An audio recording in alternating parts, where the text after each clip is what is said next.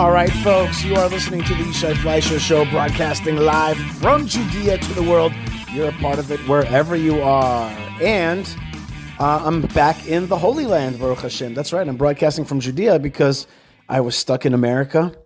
And when the war started, it was Thursday night, I was in Washington, D.C., and then I got stuck. I was supposed to fly out Monday night home, but I couldn't, there was no flights, the airspace was closed. So instead, by Wednesday, I decided that it was, by Wednesday, I got a flight out to Detroit, and from Detroit to Amman, Jordan, and traveled through Amman and came to the Holy Land. It was a bit, intense, but we did it, thank Hashem, thank God, and got back home Friday when the war was still on, and before the big bombings.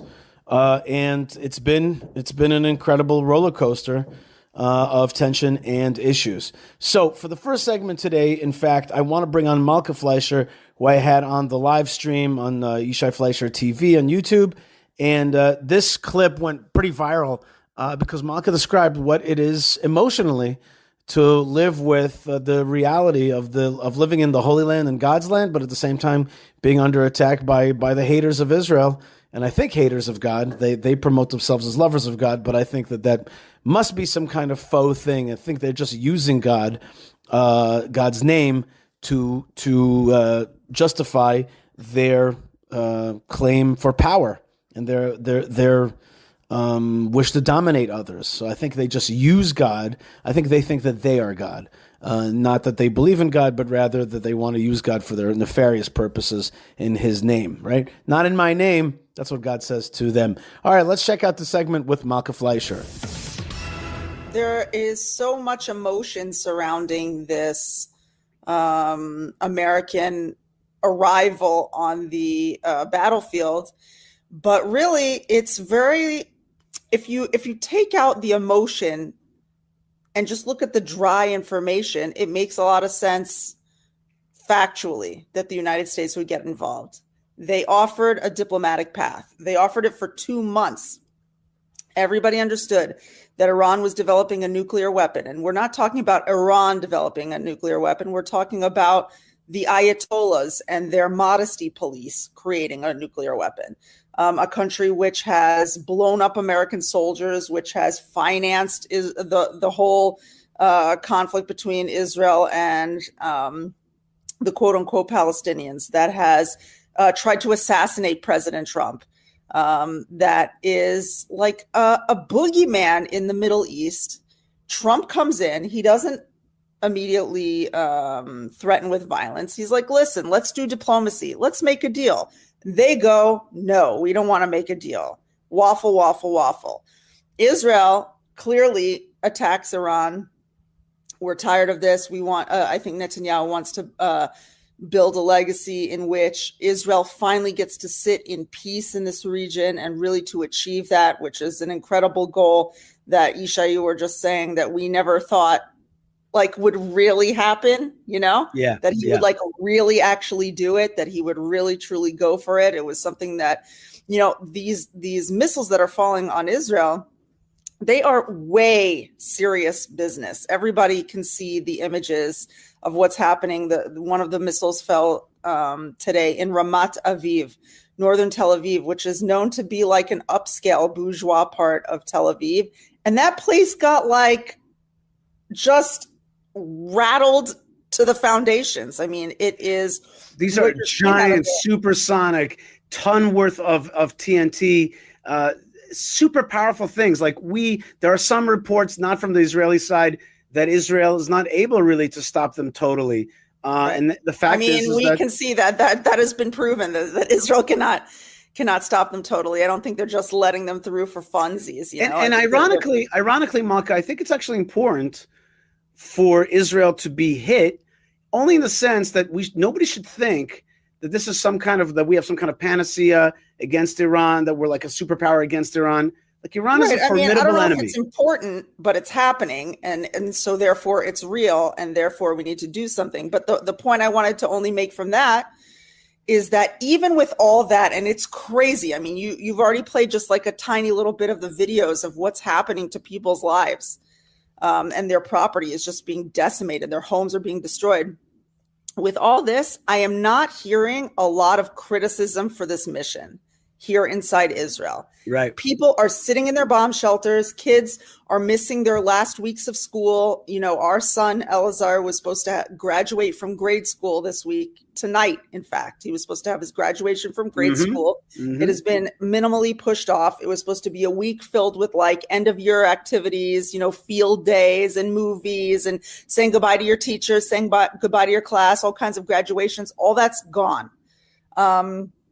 Not to mention that you, Yishai, were stuck outside of Israel. There's other people stuck outside of Israel. There's people stuck inside Israel who can't get outside, right? It's really affected our daily life. We've been in shelters. We wake up in the middle of the night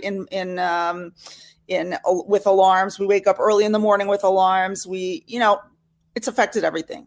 Yeah. But yet Israel, it seems, is pretty unified in its understanding that this is necessary.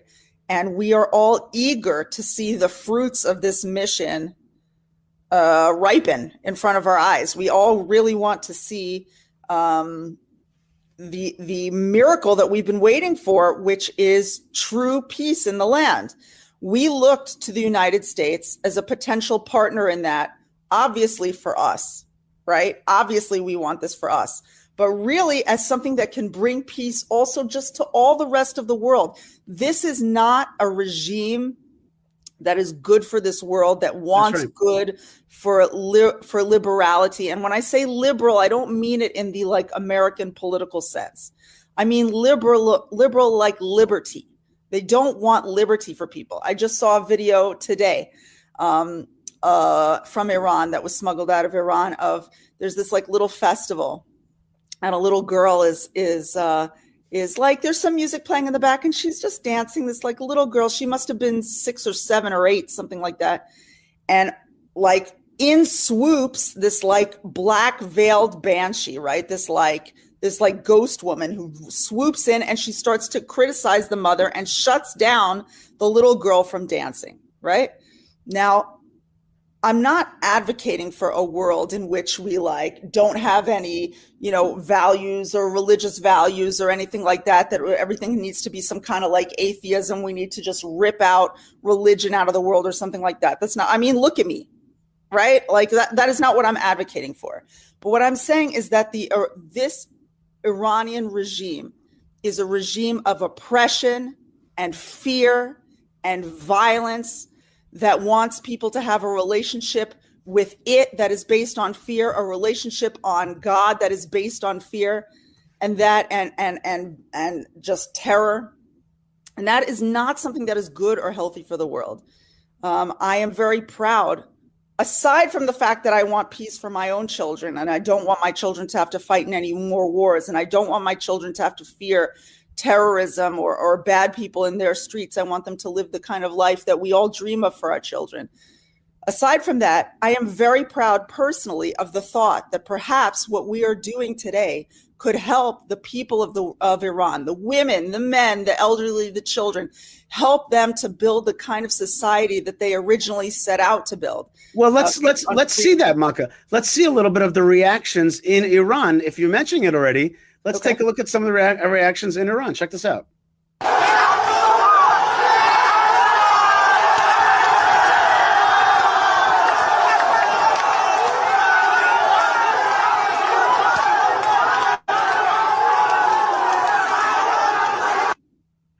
That video is amazing. It looks just like when the Berlin Wall fell.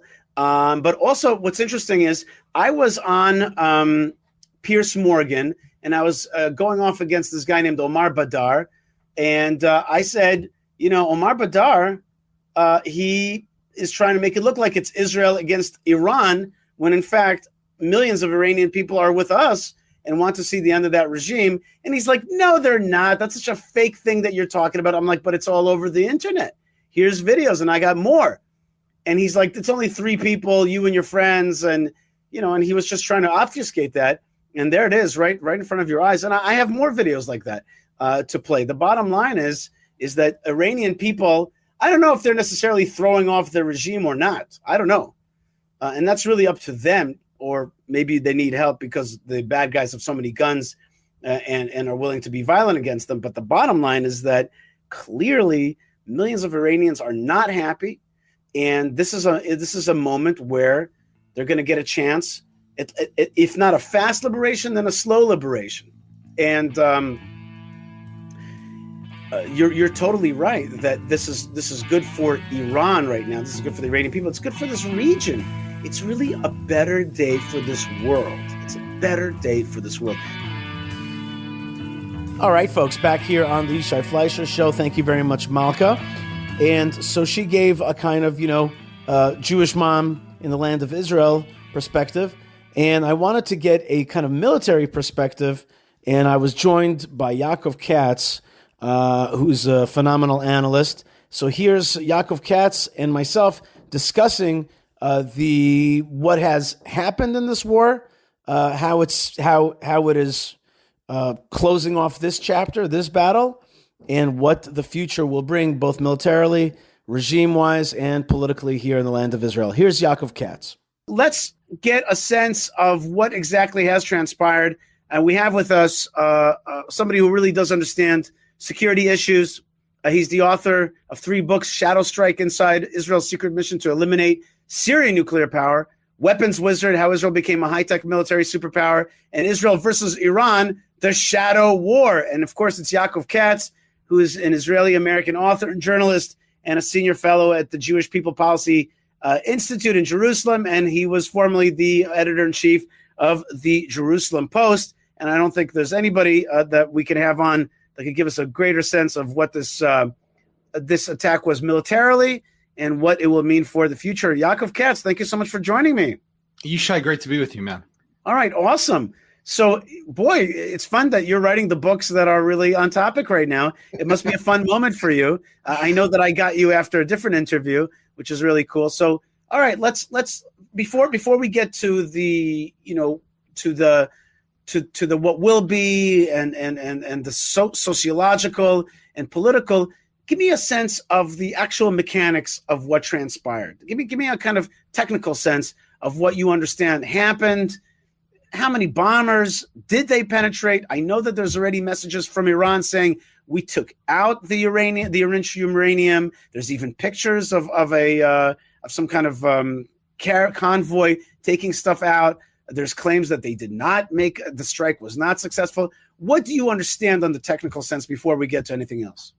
Well, first of all, it's great to be with you. What I would say is that don't believe a word that the Iranians say. They should never be believed on a good day, and definitely not on what is without a doubt, unequivocally, a very bad day for Iran. The day that the American government, the U.S. military, the most powerful military in the world, has decided to drop dozens of tons of weapons and bombs, precision-guided munitions on and into their nuclear facilities. What we know is that the U.S. President, Donald Trump, had been deliberating and debating whether he should get involved and whether he should do anything after Israel began this attack on June 13th. I think what happened was that he went into this very with great hesitancy and apprehensive. He was probably skeptical and doubtful. We know that the president is not one to like military adventures. He said all the time, I'm here to stop wars, not to begin new wars. And we also remember, Yishai, that when Israel began its attack on June 13th, the immediate response that came out of the White House and the State Department was, it's not us. We got nothing to do with it. It's not us. But then we saw as the hours went by and the success of what Israel did in decapitating the Iranian military leadership, in eliminating the top nuclear scientists, in taking out their air defense systems, in beginning to destroy the ballistic missile stockpiles and launchers, and of course, beginning to chip away at the nuclear facilities, Trump said, wow, this is a success. I want to catch a ride. Capitalize it, yeah. Exactly. So he started to get on board. And I think that's what ultimately led to this decision that he took, which was to send the B-2 bombers yesterday. 7 of them flew from their base somewhere in Missouri. They flew from there about 30-something hours all the way to Iran, where they eventually arrived in the area, multiple refueling along the way. They don't fly so fast because they're not supersonic. They're subsonic. They're slower. They are stealth. They carry their payload, which is their munitions, the bombs internally. But because they're so heavy, each of them was carrying 2 about 14-ton bombs. These are called the MOP, the Massive Ordnance Penetrator.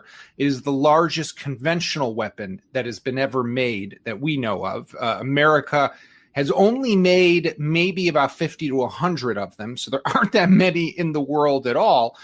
And they are also, their technical name is GBU-57. It is a bunker buster, probably the most powerful bunker buster that we know. They then dropped a dozen of them on Fordo, another 2 on Natanz, and then hit Isfahan with Tomahawk missiles that had been fired from submarines that were parked off the coast in the so-called Persian Gulf. Why do you call it so-called? Well, because if you talk to other countries in the region, like the UAE or the Saudis, they don't like calling it the Persian Gulf. They will call it the Arabian Sea. But we call its name is known as the Persian Gulf. But other Arab countries who we are more friendly with, as the country as Israel, they do not go with that name. So, what about the reports that I was hinting to that you're saying discount what they're saying? It's not true. They weren't able to take out the enriched uranium. They were able to, because I have not seen videos. Have you seen videos of the actual bombing? Like, I don't think that's come out. Right. So first of all, I mean, we don't know. Let's also just be honest. We don't exactly know. The U.S. Secretary of Defense Pete Hegseth and Dan Kane, the chairman of the Joint Chiefs, just held a press conference a couple hours ago, and they said that according under their estimate, the strike was successful and caused extensive damage, both in Fordo, which was the Iranian secretive enrichment facility, as well as Natanz. Israel had caused a lot of damage to Natanz, but Natanz has multiple chambers. Some of them are deep below ground. And the one where they store most of the centrifuges is the lowest chamber. So there were questions of whether Israel had been able to penetrate that. If these GBUs did in fact penetrate the facility, the MOPs, the GBU-57s, then we can assume that those bottom chambers are destroyed. When you look at the satellite footage, what you see even in Fordo, because Fordo is burrowed into a mountain. It's about 100 meters deep. You don't see the mountain exploding. What you see are little holes in the mountain where the bombs went just right through, which itself Did you ever see that movie, Top Gun Maverick? It's like kind of funny how like there's a hint of this whole thing there in that movie. 100%. That movie was about, getting the bomb through the ventilation system, which is the same exact story as the Star Wars movies, right? Like to find the weakness. But in a sense, that's what happened here. A big flight, ordnance dropped, but trying to penetrate. Just like you're saying, these things actually burrow. You did see. Remember when they sent the bomb to kill the head of Nasrallah? Did you ever see that video? There was a video. It was a rare video, but you saw that this ordnance hit the ground, and then you saw that there was like a burrowing happening. There was like the earth being thrown up, not an explosion. And then only later on, way further down, did the ordnance release its explosive power. I was of the belief, and from what I've heard from Israeli Air Force officers and defense officials over the years, Israel would not have gone into this if it didn't believe that it had some capacity or some capability to do something to Fordo. It would not have left it just for chance. The strategy could not have been, we'll do what we can do. We'll pray to God that Trump gets involved, but if he doesn't, we'll call it a day. No, this would not have been a success without Fordo being taken care of. Now, of course, America can do it to a far greater extent. Wait. And what? So let's keep going on that track. What do you think the plan B was if America wouldn't have gotten involved? Was it Israel? I think would have had two options. Option number one, which would have been the riskier option, and I'm not sure they would have done it, would have been to send in commando forces on the ground into Fordo to be able to sabotage, cause some damage, and try to penetrate the facility, as the Shaldag forces did exactly in Hezbollah. And there's footage of that, them landing basically in a fortified mountain in Syria, getting in there and destroying it from within. Right. That was a missile production facility that the Iranians had established in Syria, where they were trying to create another production line for their ballistic missiles, and Shaldag did go in on the ground. There's similarities but differences. Similarities being commando operation on the ground in an enemy country, the ability to penetrate, to destroy, line it with explosives, and cause the damage needed. The difference is Syria is a little closer than Iran, so if you needed to extricate or exfil and you need to pull them out, you do have that ability much easier than you would in Iran. But again, wait, hold on. But I hear rumors that there must be some kind of Air Force airstrip that Israel has, and I don't know, and I'm not going to give away any information. I don't know anything, but I understand that along the way there is something where Israel is able to refuel. There's some kind of base somewhere along the way. There's no way that we're operating, all the way from Israel to Iran. I can't confirm or deny, but there have long been rumors and reports of the possibility that there are three candidates for this to happen with. One would be Azerbaijan, which is a country that neighbors Iran and has very close ties to Israel. The Azerbaijanis the Azeris will tell you no way, never would happen, but that's long been touted as an option. Option number two is about a year ago, Israel normalized relations or established formal diplomatic relations with Turkmenistan. Turkmenistan is a country that is very much closed off from the world. Out of the stands, it's one of the more isolated ones, but it is a country that has a border with Iran, and those ties between Israel and Turkmenistan are believed to be of extreme strategic importance. And then let's also not forget is that there is Iraq and there is Kurdistan in Iraq. Right. And there's long been reports and speculation of Mossad presence in Kurdistan there. So there's a lot of different options. Just to make it clear, I just don't want people to misunderstand. That relationship is a very friendly one. If there is some kind of Israeli espionage, it's not against northern Iraq, Kurdistan. No, exactly. We have excellent relations. And just to kind of put a tie on that, I've spoken to many old Jewish Kurds or Jews that lived amongst Kurds. They always said that we had excellent relations with the Kurds. It's like an old and kind of, a relationship of minorities, but not just a relationship of minorities. It's a relationship that has been friendly for many, many years. So that's important to kind of understand that that makes sense. And of course, it's much, much closer. Northern Iraq is much, much closer to Iran. Okay, right. That was option number one. You were going to hint to another option. So again, but I just want to really stress, I don't know that we don't know that these exist. These are just, ideas that have been thrown around over the years.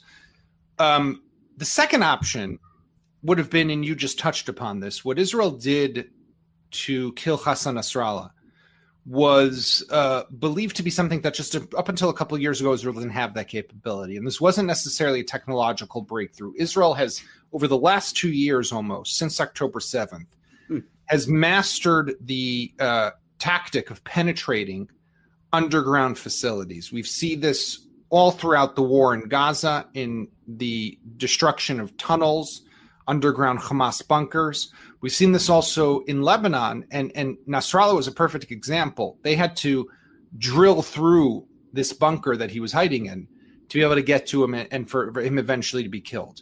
So the idea that you could potentially take a lot of bunker busters, and the Israeli Air Force are really big experts at this, and drop one after the other, almost like a drill, imagine, really one after the other in consecutive, very swiftly, potentially that could do something.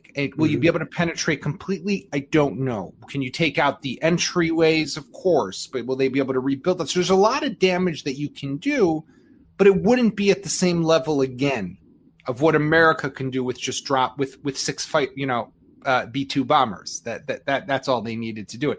They were able to take care of business in record time. And this is really, when you think about it, it's probably one of the most sophisticated, precise, and extensive bombing operations in modern military history.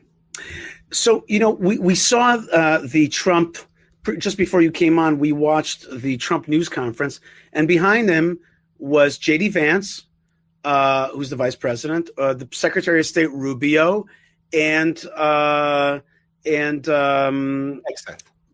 Pete Hegseth, who's what are they called? Secretary of Defense, and who I actually spent time with personally in Hebron, and know well, and have a lot of respect for. Well, we know Hegseth is a military guy. We know that he's anti-jihad. Rubio, strong pro-Israel, comes from a pro-Bible and pro-security stance. J.D. Vance, on the one hand, intellectual, and we've heard him espouse some things that are a little bit more isolationist, and he has a kind of an isolationist wing that speaks to him. But at the same time, in some ways, what we saw was a type of America First isolationism. What I mean is you see an Israel that's able to carry out attacks against your enemies, and you're like, okay, they're really doing it. Okay, now you coming in as what we say in a halachic Jewish world, makeh bepatish, to finish off the act that was already started by Israel, in a sense proving what I heard Rubio say many times, which is Israel is the aircraft carrier for our policies in the Middle East. Okay, it needed the bigness that the United States brings, but even in the isolationist wing could swallow it. And also, by the way, for the liberal wing in general, Trump kept saying, I'm giving them a chance. I want them to come to the table. I want there to be peace. Okay, so let's shift a little bit to talk about, should we say, like, give me a sense of how you understand American policy at this moment vis-a-vis Israel. I mean, somebody once said to me, and we're speaking with Yaakov Katz, who has written many books on these topics. Somebody once said to me, not so long ago, told me all of Trump's policy is actually China containment. And in a sense, this was a big step because it stepped a little bit into a world war, right? It a little bit said to the other powers, America's stepping in here. But it did it at the very end of a very successful Israeli run. It's sending a signal to China, to Russia. That's the way I understand it. How do you understand American policy at this moment? So I like what you said just now, Yishai, because I think that there's no doubt that had we not been successful with the original strike and that opening salvo on June 13th, on that Friday, Donald Trump would not have joined this, right? The success breeds success. And I think there's something even deeper. When Israel is strong, we garner more support. People want to attach themselves to a powerful, strong Israel. We have conditioned ourselves, unfortunately, to some extent to believe, and I know you're not there personally, but this country to a large extent, we have to be miskenim. We have to be, the poor country, the isolated country, the weak country, the attacked country. And small, just, exactly. Right, good. Right. Yeah, and a victim that can strike back from time to time. Exactly. It's what I call the neo-ghettoism or even neo-dehimitude. Mm-hmm. And unfortunately, I think we've gotten so caught up in this idea that we believe that's the only way for us to get support. That's the only way for us to get friends. But I think this past week shows something completely different. Is that when we are powerful, when we are strong, that's when people say, "Hey, I want to stand tall with the state of Israel." That's right. And I think that's something that's just, you were hinting to that, and I just wanted to kind of pull that out. I think that when we look at the U.S. right now, there's no question. I think this just really underscores the courage that it took for Donald Trump to make this decision, because the military operation, again, the air defense systems had been taken out. These B-2 bombers are the most sophisticated aircraft that the U.S. military has. By the way, they only have them. They don't sell them to anyone. They go for about $2 billion. I mean, this is what a strategic bomber looks like and costs. That's not the big heavy lift, right? Was this strike? What was Donald Trump saying, I am going to join Israel. I am going to finally do what no president before me has done. I'm going to put the missiles where my mouth are. And I'm going to really stand by the promise that Iran will not be allowed to get nuclear weapons. I'm going to raise the level of the Israel-U.S. alliance to an unprecedented level, which is what we saw happen overnight and early this morning. But I'm also going to go up against the faction in my own party, in my own house, that does not think this is the right move. And we know that is a strong faction. You know, these people like I do. And we saw a shift vis-a-vis people like Tucker Carlson. And the president, who we understood to be close to Tucker Carlson helped the President Trump win the elections. And yet in the last few days, he publicly turned on him. President Trump turned on the kind of, the word isolationist is not a fair word. Let's call it, some people call it woke conservatism. There's a lot of different words for it, but whatever it is, it's definitely an anti-Israel stance where there was even an attack on this wild interview between Tucker Carlson and Senator Ted Cruz. Yeah. Senator Ted Cruz. It was like a wild scene there, and he's like, "Is this the Israel of the Bible? Is this the Israel of today?" And he was trying to take that whole thing apart, which a whole bunch of American pro-Israelism stands upon, right? And you saw that the president like publicly started turning on him. So the president has turned on Carlson. He's turned on Tulsi Gabbard, who's the director of national intelligence, who, by the way, was not in the Situation Room. Wow. When this whole operation went down. J.D. Vance, this is not what he believes in. He does not believe in this interventionism. So for Trump to make the decision, but wait. Just I want you to speak about that for 1 second. Interventionism, like on the other hand, aren't the Houthis an Iranian proxy slowing down global trade? It's not just interventionism. This is actually an American problem. Right? Well, I totally agree with you. I mean, listen, if the president would have asked me, I would have said, listen, Mr. President, this is first and foremost for you to deal with because this is your interest as the United States president. This has nothing to do with Israel. When the Iranians walk through the streets and chant death to Israel, the next thing they say in the same breath is death to America, right? Mm-hmm. They are responsible for, and the president said this himself in his 3-4 minute address in the White House, they have killed 1,000 U.S. servicemen with IEDs and provisions to militias in Iraq that fought against American troops. They were behind the 1983 Marine barracks bombings in Beirut, the 90s, the Kober Tower bombings. They have been behind so much anarchy, chaos, and bloodshed over the years, over decades. They took hostages in the U.S. Embassy back in 1979. I mean, these are bad people and a terrible regime that is anti-America first and foremost. And there's one other aspect that we can't ignore. Their enrichment of uranium served only one purpose: to obtain a nuclear bomb. There was no question. Simply because they didn't need it, and you definitely, even if you claim it's for civilian purposes, you don't need uranium enriched to anything higher than about 5%. They were already at 60%. This was all about a nuclear weapon. So this was first and foremost for America. But even with that, I think that people like J.D. Vance definitely came in with a fear that, and this fear still exists, and we don't know how this will yet play out. You attack Iran, what does Iran now do? And does this not draw you in to a conflict that can spiral out of control? And next thing you know, your entire four-year presidency is defined by this pivotal moment. And I think that's what that group want. It's not that they're anti-Israel. I don't think J.D. Vance is against Israel. Right. I don't think he's against America, right? He's not pro-Iran. But he wants to focus on immigration. He wants to focus on the economy. He wants to focus on the judicial system. They have issues within that's where they want to put their focus.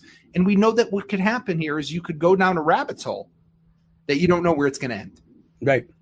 But on the other hand, if you don't deal with the problem, that's also a rabbit hole. It's easy to put our head in the sand and say there's not a problem there. But I guess the President Trump really, he made that decision. He made the decision that this is a global problem and an American problem and an Israeli problem. And through that, did an amazing attack on these nuclear sites, and also raised Israel up to a level of an ally, a powerful ally in this world, and raised up kind of the name of Israel powerfully. Now, let's shift gears for a second. I mean, we can talk about all these topics for so long, but let's just shift a different gear. And we are talking with Yaakov Katz, who's an author on books on these issues. Shadow Strike is Inside Israel's Secret Mission to Eliminate Syrian Nuclear Power. Just one of 3 books on similar things. Another one, Israel versus Iran, The Shadow War.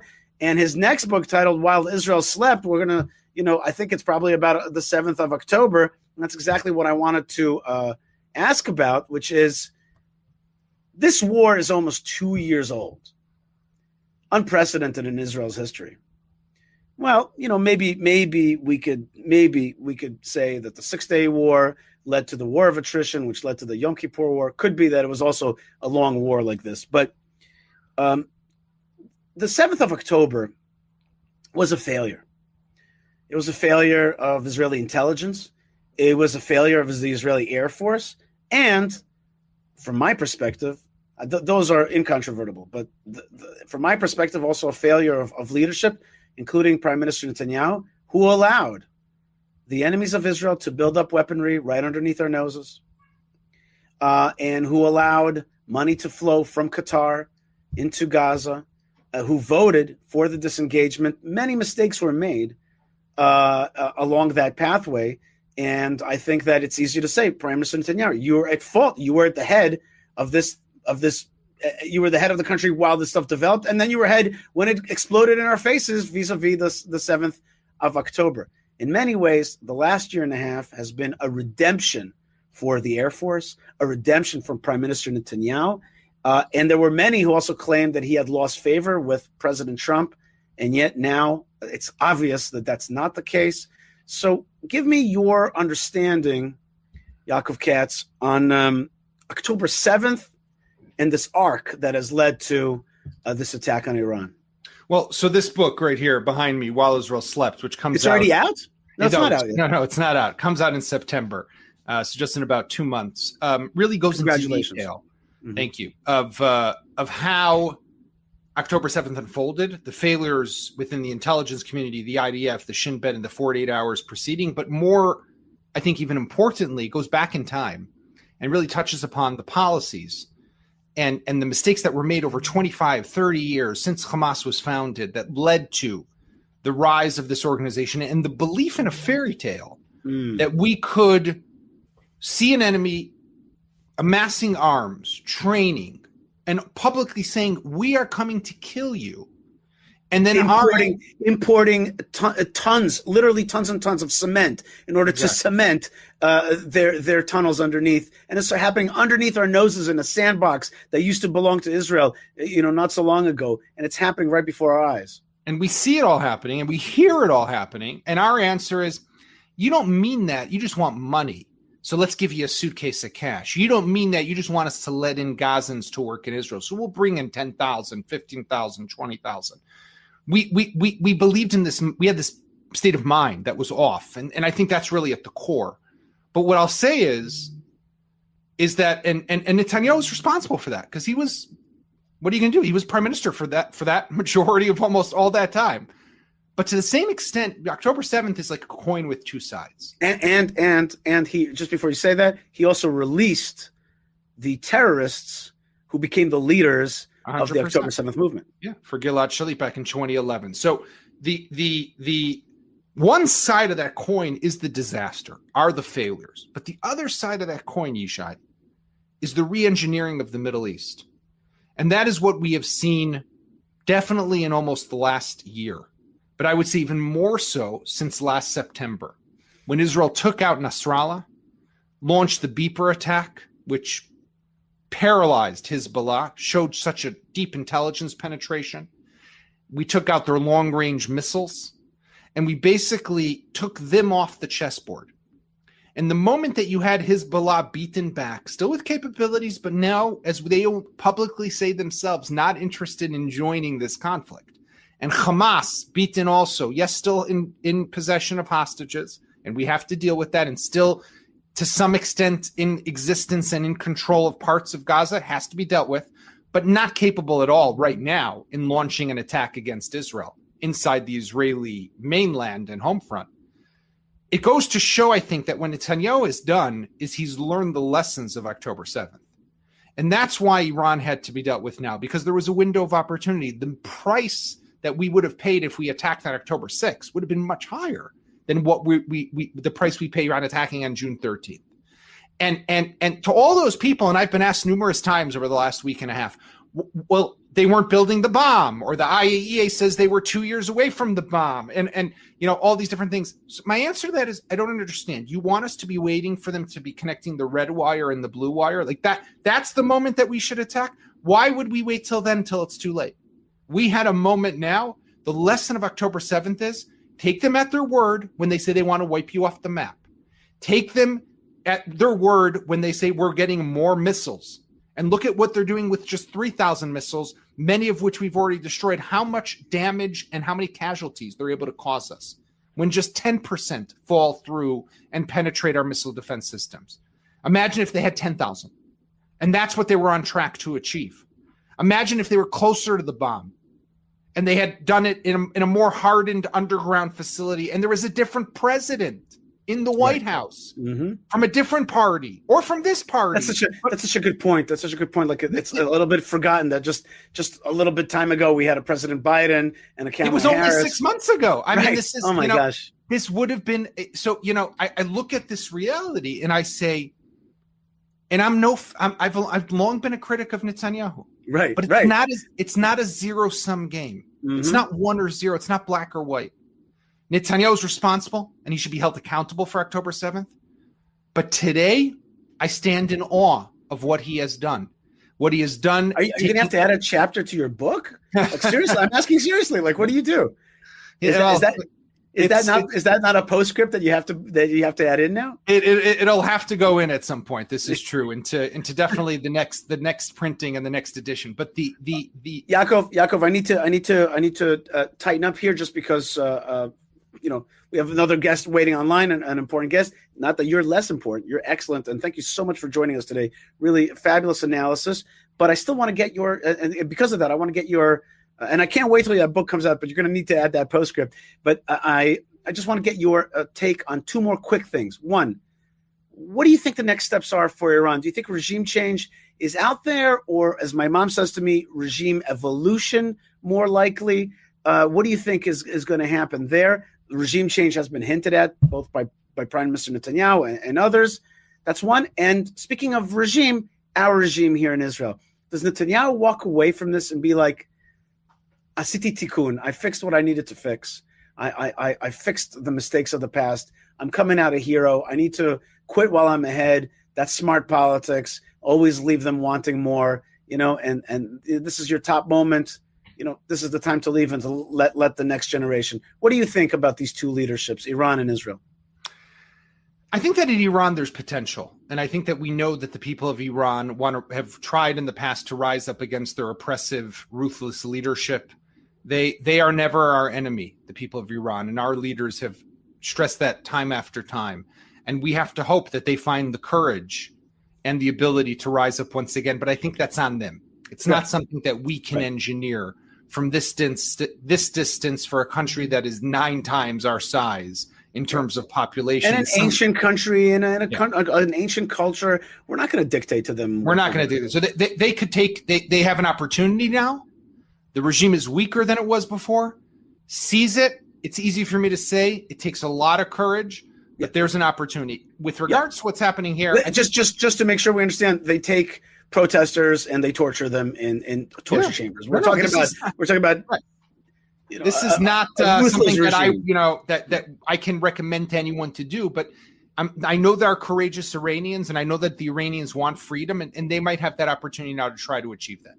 With regards to what's happening here, I really could see it going 2 ways. I could see it going the way of what you said, that Netanyahu says, I've done my part. I did my tikkun. I fixed my mistakes of October 7th.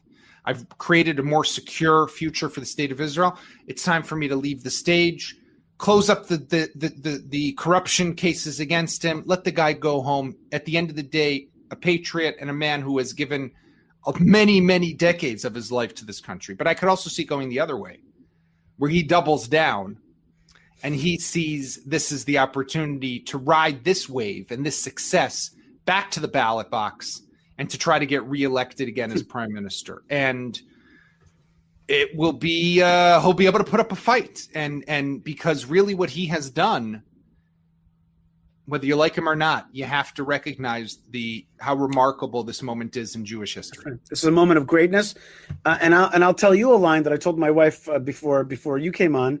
For the first time in a long time, I think that our children have a chance of inheriting a safer and better world. I agree with you 100%.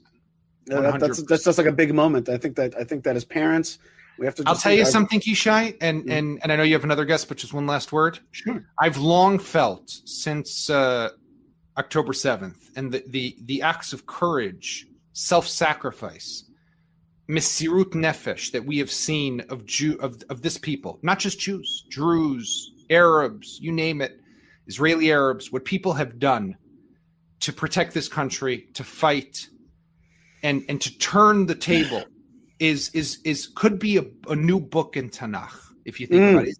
Megillat Esther 2024, 2025. I mean, this is in 1,000 years, if somebody writes this Megillah today, 1,000 years from now, someone reads this. This is a modern version of the stories that we've read for thousands of years as people.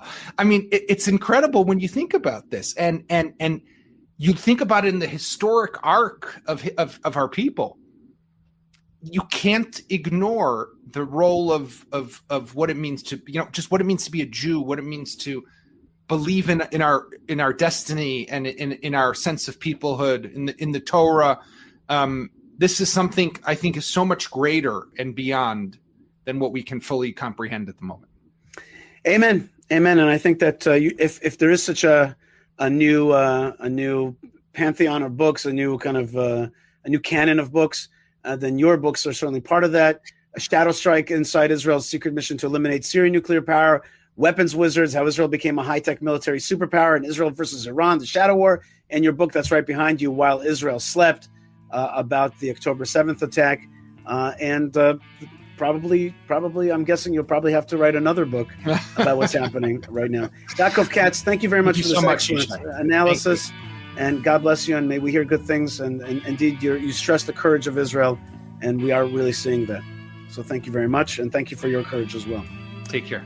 All right, Yaakov Katz, that was great and a fascinating interview. And he's right. There is so much courage out there, so much courage. And that's juxtaposed with so much hate against Israel. All right, folks, we're back here on the Yishai Fleisher Show. Great to be with you. And I do want to thank our partners, Yocheved, and Moshe, and Tabitha, and Ben, and David on the video, and all the stuff that we're putting out there. And we do want to ask for your support because it is important. It really makes a difference. So please check out buymeacoffee.com/Yishai. And check out, that's buymeacoffee.com/Yishai, and check out also fightforisrael.org, fightforisrael.org, because that's where we do all of our projects. That's where we beautify the land of Israel. That's where we spread Torah to the world. And that's where we put out a counter message. Instead of the hateful message of the bad guys, we put out a counter message of truth and of light and of the light of Jerusalem spreading to the world. And you got to be on top of that. You got to be part of that, because if not, then the bad guys are going to get the upper hand. We can't have that happen. So let's fight all together. Fightforisrael.org. All right. We have one more important segment, and that is my translation of the new IDF Chief of Staff as he gave a talk to the nation. This was the first time that I'd heard of him. I heard him speaking. And I think this is actually important. He has a lot of important messages, and you also hear what the real Israeli, communication is. So here is Israel's Chief of Staff with my translation. Not an easy day here in the land of Israel. On the one hand, yes, a sigh of relief, the end of the battle, and I'm not going to say the war, but I'm going to say the battle with Iran. A certain mission was accomplished. A huge swath of Iran's capacity, nuclear, missile, their leadership has been terminated, has been destroyed, has been defeated. Not totally, though. Not totally. They're still out there saber rattling and, yearning for the next battle. In the meantime, Israel showed that it could blacken Iran's eye, chop down its top leadership, and that Israel's willing to do what other armies are not willing to do, which is to pull the trigger and to push back against bad guys. I think that the U.S. B-2 bomber run was very much inspired by the fact that Israel went out there and showed that, yes, it knows how to pull the trigger. On the other hand, we're still fighting on many fronts, including the Gaza front. Today was a very, very tough day for Israel and for the IDF. We lost 7 soldiers in one brazen attack of a jihadist terrorist in Gaza who ran up to an APC, a troop carrier, and either was able to throw something inside or attach a bomb, and this lit the vehicle on fire, and sadly, so painfully, 7 soldiers were lost.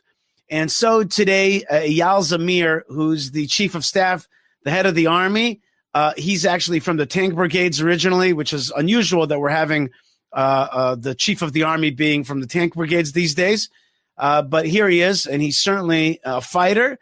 And he gave a speech to the nation, which, frankly, I had not heard of him before. I had not heard him speak to the nation before. But today, on the end of one battle and the painful reminder that our battle in Gaza keeps going, Eyal Zamir spoke to the nation. Before we get to that video, I just want to remind you that we need your help to be a fighter for Israel. Fightforisrael.org is a great way to support our broadcasting, our Torah teaching, spreading light to the world, helping farmers in the land of Israel, making Israel bigger and better and stronger. And that means a better and stronger world, a stronger Abrahamic region in the Middle East. You could also support the show through buymeacoffee.com/Yishai. If you believe in strong Israel broadcasting, if you believe that the other guys are lying, you will support us. Thank you very much. And if you ever want me to come to your community or want to communicate with me directly, you can communicate and write an email, Yishai@YishaiFleisher.com. Thank you so much for everything. Now let's get to Eyal Zamir, Chief of the Army, Chief of Staff, and his address to the nation of Israel. אזרחי ישראל, אתמול במהלך סיכום ראשוני שביצעתי למבצע עם כלבי, Yesterday, citizens of Israel, I made a kind of first report about the Am Kilavi, the nation rises like a lion operation. הוכנס עליי פתק, ובו הבשורה הקשה על נפילתם של 7 מלוחמינו בלחימה ברצועת עזה. Just as I was giving a briefing about the end of that battle with Iran, I got a note saying we had lost 7 soldiers in Gaza. מחובתי כרמטכ"ל לעמוד מולכם ברגעי ההצלחה הגדולים, וגם בשעות הקשות והכואבות ביותר. I'm supposed to speak to you not only in times of great victory, but also in the hard times. It's my responsibility to stand up and face the nation and give them a real update. אני מחבק את משפחות הנופלים. I embrace the families of the fallen. ומבקש מכאן לשלוח בשמי ובשם צה"ל כולו את תנחומיי העמוקים. I want to send my personal condolences and in the name of the whole army of the IDF.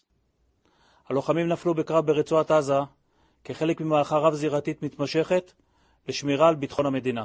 The fighters fell in a battle in Gaza as part of the broader regional efforts that we have here to protect the Jewish state Israel. יצאנו למבצע עם כלבי כאשר לנגד עינינו עומדת משימה ברורה. הסרת איום קיומי ממשי על מדינת ישראל. We went into the nation like a lion operation in Iran to get rid of an existential threat that faced Israel. לאחר 12 ימים של לחימה חסרת תקדים, אני יכול לומר. After 12 days of unprecedented style of fighting, I can clearly say, צה"ל פעל במיטבו ועמד באופן מלא בתכלית ובמטרות המבצע. IDF fought maximally and fulfilled all the mission criteria, operational goals of the war. מטרתו המרכזית של המשטר האיראני היא להשמיד את מדינת ישראל.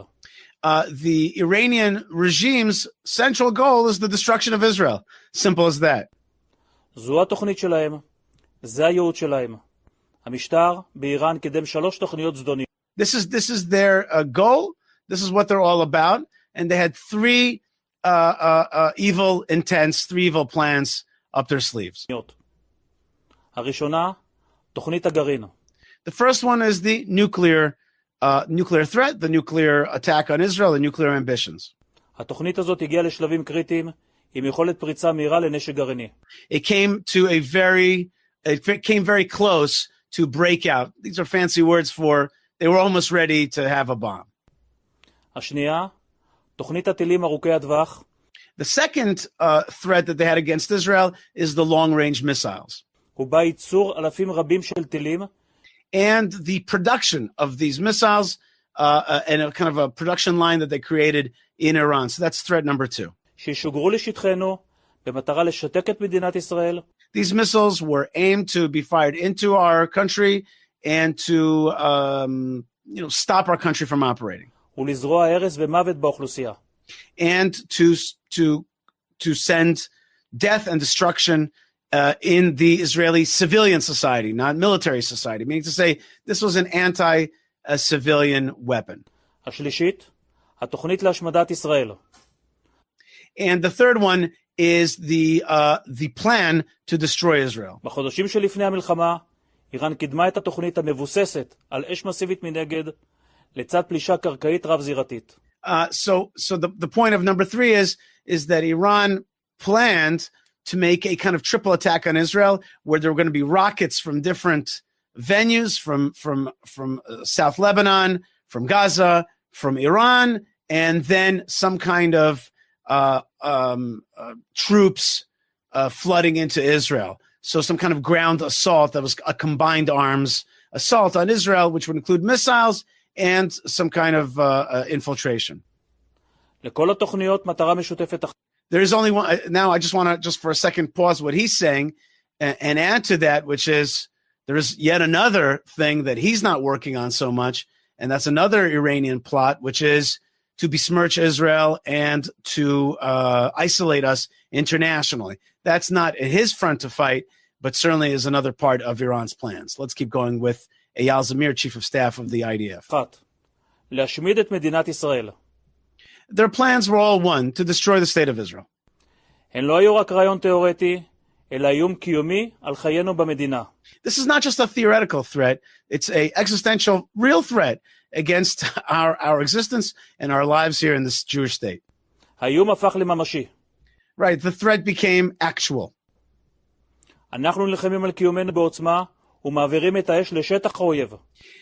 So we are defending ourselves strongly in strength, with brazenness, but as, and I'm adding a little bit, as in the Israeli military strategy, we bring the fire, we bring the fight into the land of the enemy. We move it from defending here to attack on their soil. That's part of the IDF's kind of lightning strategy. It's kind of blitzkrieg, if you will. אנחנו פועלים ויוזמים לפי הציווי המוסרי, הקם להורגך, השכם להורגו. Okay, this is very, very important. He says, we are operating according to the moral compass, which is, he who riseth to kill you, you get up earlier to get him first. Meaning to say, if somebody is calling for the destruction of Jews, you have every right to destroy them before they become operational. הציווי המוסרי, הקם להורגך, השכם להורגו. And he repeats it. He repeats that moral and Jewish criteria and compass, which is somebody gets up early to kill you, you got to get them first. And I think he repeats that in order to offset the kind of more left-leaning voices that are like, why do you start with them? They didn't start with you. No, these guys are getting up early to kill us. You got to get up even earlier to get them first. לאחר שנים של הכנות, ובתום חודשים של היערכות דקדקנית ומואצת בצה"ל, After years of preparation, מכת הפתיחה שלנו הייתה מפתיעה ומכריעה. Our initial and preemptive strike was surprising and victorious and decisive. That's the word, decisive. מכריע, decisive. מכת הפתיחה הוציאה את האויב בשיווי משקל. It took them out of balance, our initial strike. והיוותה מרכיב מרכזי בהישגי המערכה כולה. And was a key part of the surprise was a key element in this war. We surprised them. We got them first. They didn't expect us to come at them this fast. פגענו בכל המטרות שתכננו, ואף מעבר לכך. We hit all the targets that we planned and even more so. העמקנו את ההישג ביחס לתוכניות שהצבנו ביציאה לדרך. We deepened our initial goals as we started seeing success, so we deepened our goals even further. בהתאם להערכת בכירי אגף המודיעין בצה"ל ומומחי הגרעין שלנו, הפגיעה בתוכנית הגרעין איננה פגיעה נקודתית. So according to our intelligence estimates, the strike against the Iranian nuclear capacity was not just in small points, but rather system-wide. Meaning to say, it flattened the nuclear abilities. Let's keep going and see what he says about the Iran's nuclear ambitions and abilities. because that's one of the biggest questions out there, has the strike, together with America, has it indeed neutralized or at least significantly pushed back the Iranian nuclear threat? אלא פגיעה מערכתית. The strike, the level of the defeat against the nuclear capacity was systematic, meaning to say it was system-wide. It was in scientists and in hardware and in enriched uranium, etc. פגענו במתקנים הראשיים, We hit their main facilities במפעלים, בתעשיות ובמוקדי הידע. in their where they're actually making the stuff, and also in their factories, I guess, and also in their intellectual centers of the scientists and where the paperwork is drawn up, the plans are drawn up. We hit those as well. ההישג המצטבר מאפשר לקבוע כי פרויקט הגרעין האיראני ספג פגיעה קשה, רחבה ועמוקה, והושג שנים לאחור. I'll just shorten it to say that the Iranian nuclear development has been pushed back many years. Notice he did not say it's been totally destroyed. He did not say it was totally defeated, but he is saying it was pushed back significantly. And that, does that give us, is that the kind of language that makes me feel like it's all good, we're done? No, not exactly, but he's saying it was certainly a system-wide hit on Iran. But notice that he himself is measuring his words. הוכחנו את נחישותנו. We proved our strong will and our nechishut, which means our kind of determination. See, sometimes the word just pops up. There it is. Determination to act. And that is definitely true. Like, there's no doubt about that. Israel preemptively struck hard, and showed its determination to strike. That's for sure. לא נאפשר לאיראן לייצר נשק להשמדה המונית. We will not allow Iran to create weapon of mass casualties, mass destruction. פגענו פגיעה קשה ביכולת הטילים. We struck very hard at their missile making capability. גרענו מאות משגרים, ויצרנו עיכוב משמעותי בתוכנית בניין הכוח שלהם. Okay, and we hit hundreds of their launchers and hit also their personnel and their ability to bring in new personnel. בנוסף, הצלחנו לייצר עליונות מודיעינית, טכנולוגית ואווירית. We were able to have an advantage in intelligence. Not only advantage, we had the control. We were the top dog in both intelligence. Let me rewind that just a tad. Let me just rewind that. Let's do it again. טכנולוגית ואווירית. Right, and also intelligence in technical, our technical abilities, and certainly in control of the skies. Israel showed that it is superior.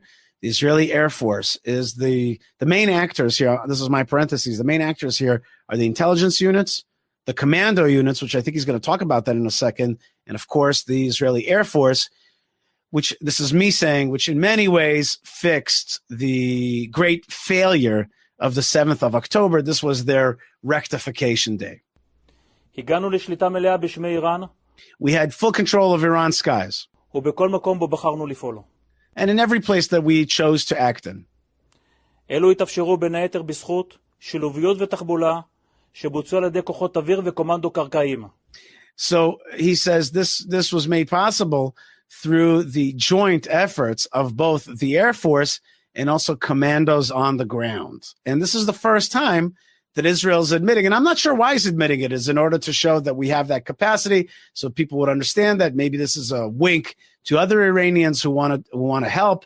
But the bottom line is that Eyal Zamir, the chief of staff of the IDF, is saying we had on-the-ground commandos. Now, we already knew that, and they had released some videos, but he's saying it full throttle. He's saying, yeah, we had folks on the ground, and that's how we were able to, the joint munitions of Air Force and on-the-ground commandos, and who knows what they did there, from drones to intelligence to laser pointing, all kinds of stuff, that was done by forces on the ground. So that's a big reveal here that Eyal Zamir, and all over the Israeli news, everybody's talking about this statement. הכוחות פעלו באופן חשאי, בעומק שטח האויב. These commandos or other type forces worked secretly, deep inside the heart of enemy territory. ויצרו לנו חופש פעולה מבצעי. And they allowed us to have freedom of military navigation, freedom of ability to act in a military fashion because we had so much intelligence and on-the-ground personnel with the Air Force. ההישגים שלנו הועצמו בזכות הפעולות של צבא ארצות הברית. And also, he says that we had the successes were also must give credit to the U.S. Army and the assistance that the United States gave Israel to destroy you know very well, don't you, about the stealth bombers bombing the nuclear installations at Fordo and the other places. And so he's now shifting gears and thanking the United States. הפעולה של הכוחות האמריקאים הייתה מדויקת, עוצמתית ומרשימה. The military actions of the United States Air Force and Army, I think he means Air Force in this case, was strong, was accurate and specific and very impressive. לאורך כל שלבי המבצע, שמרתי על קשר הדוק עם מקביליי בצבא ארצות הברית. Throughout this whole operation, I stayed in very close contact with my counterparts in the United States. התיאום בין הצבאות מהווה נכס אסטרטגי למדינת ישראל. It is a strategic advantage to us when these two armies are in close contact. אזרחי ישראל. I think he's wrapping up here and he says, citizens of Israel. החוסן והאחריות שהפגנתם ראויים להערכה. Now he's thanking another force, and that is the civilians. And your strength, your civilian strength, it deserves praise. Meaning to say your ability to withstand and not put too much pressure on the government to say, listen, you know, we will be in bomb shelters. We will take our kids out of schools. We will deal with this challenge. It deserves praise. And that gives the army a lot of latitude to act. הם ימשיכו להוות בסיס איתן ליכולתנו לעמוד יחד בכל אתגר. It gives us a foundation to stand together against all challenges. ליבנו עם משפחות ההרוגים, ואני מאחל החלמה. Our heart is with the families of the fallen, because there has been great self-sacrifice here, no doubt. מהירה לכל הנפגעים. ברצועת עזה, הלחימה נמשכת.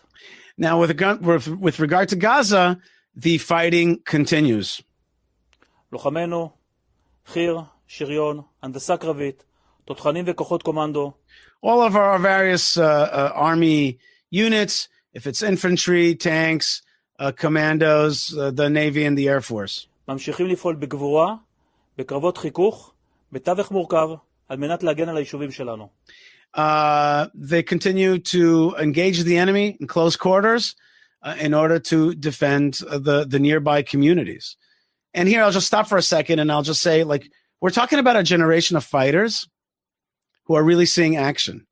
The Israeli army is a different army than it was before October 7th. This is an action-filled army. A lot of our young people have seen action, and that makes us much more battle-ready. And this whole generation, and I think that tens of thousands, millions of Israelis are going to be stronger due to the self-sacrifice, the fighting, and now the experience of our young army and of our reservists. This is a much more battle-ready Israel than it was before October 7th.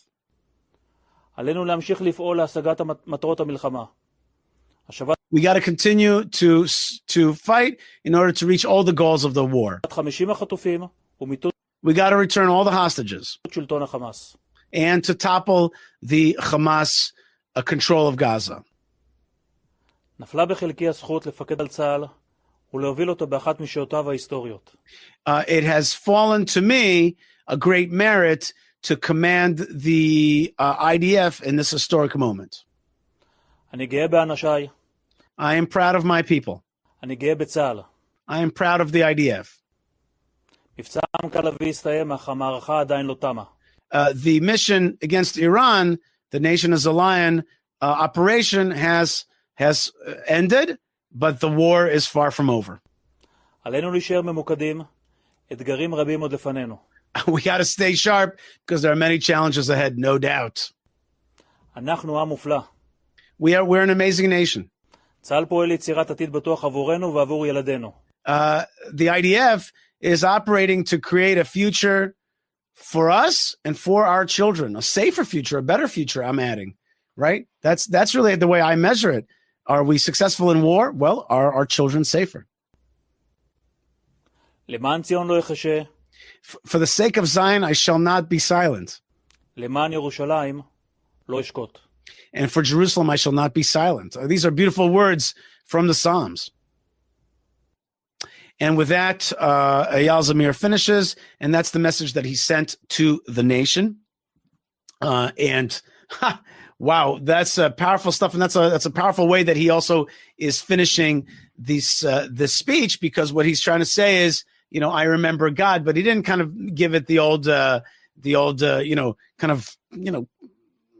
party line, just with the help of God. He quoted a Psalm verse, and also reminded us that the war is really about Jerusalem, about Yerushalayim. The reason I wanted to show you this segment is because I wanted you to see how Israel receives its messages from the IDF. What a feeling of family and unity we have with our soldiers who are nearby, who are on our front lines defending the civilian population, which is just a few kilometers behind them. This is not a far-flung army. This is an army that's operating very close quarters to the enemy and close quarters to the family as well. Folks, I want to bless you wherever you are, and I want to bless those fighters of the IDF. I want to really bless all of them to continue to be successful, and they are indeed fighting under threat. As we saw, we lost 7 soldiers just yesterday, and not an easy day, but on the other hand, the valor continues. The fallen remind us of our mission, which is victory. And of course, we remember that we are fighting for Hashem, God's great dream of returning the Jewish people to the land of Israel. That's exactly what's happening right now. We're ingathering the land. We are speaking the Hebrew language. We are fighting for justice, for truth against dark forces of darkness, of jihadism. And we are fighting for this beautiful land, which is a gift from God. I remind you that there's an easy way to support this land of Israel through fightforisrael.org. That's my website for making Israel stronger all around in so many different ways. You can support our broadcasting, and don't underestimate how much of a battle this broadcasting is. It's very, very important to be able to tell the truth in the face of the lies of the jihadists and the Khomeini's out there, who all day long are just making neo-Nazism seem like some kind of religious, beautiful edict. It's not. It's hate. And we've got to stop it. And of course, you can write to me and invite me to your community and send me your blessings from wherever you are. All right, folks, you are listening to the Yishai Fleisher Show. We are broadcasting. We are broadcasting from Judea. What a gift it is to be back home. What a gift it is to be in this land. Have you booked your tickets to visit? Have you bought that apartment in the land of Israel yet? Have you purchased wine from the land of Israel so that you could drink it this Friday night? Have you taken a step? Have you developed your favorite photograph and put it on your wall? Take the step. Take the step towards the land of Israel, and we bless you, and we wish you lots of success out there. God bless you, folks, wherever you are. And don't forget our Torah portion, right? Our Torah portion last week, my favorite Torah portion, my number one Torah portion, Parshat Shlach, about the spies who rejected the land of Israel, and the 2 good spies who followed God's heart, followed God's way, and called to the nation and said, we will be able to conquer it. And indeed, while they were not able to conquer it in that generation, those 2 leaders, Joshua and Caleb, withstood the test of being in the desert for those 40 years, and then led the nation back into the land in conquest and in settlement of the land of Israel. That was last week's Torah portion. This week's Torah portion, Korach, is about what happens when Moses is challenged. When Moses' light is challenged, and his leadership, and also Aaron. A previous generation is challenged because people, opportunists, sensed that Moses and Aaron were not going to come into the land. And yet this Torah portion is all about God pushing back historically against challenges to Moses and to Aaron, and instead showing that these 2 men and their transmission of the Torah was accurate and just, and that their path will continue to light through generations, even though through new people that will continue their path. Both of those men were vindicated, and Korach was not. Although, interestingly enough, Korach's descendant is going to be King Saul, and that's a fascinating part of the story. Is that actually there is something in Korach which is with a kind of good is found later on through generations. And that's us, folks. We are the generations. After thousands of years of prayer, the return of the Jewish people, land of Israel, has fallen in our time, in our lot, and we have to do the best to make it happen as much as we can with all the great challenges that we face personally, nationally, emotionally, financially, health-wise, and all the stuff that we face. We got to do our best to bring God's purpose to fruition. God bless you, folks, wherever you are. Thanks again to my team. Thanks again to you for being out there. Don't forget to write me an email, yishai@yishaifleisher.com, and I'm sending you love and blessings from the land of blessings with all my heart. God bless you wherever you are, and shalom.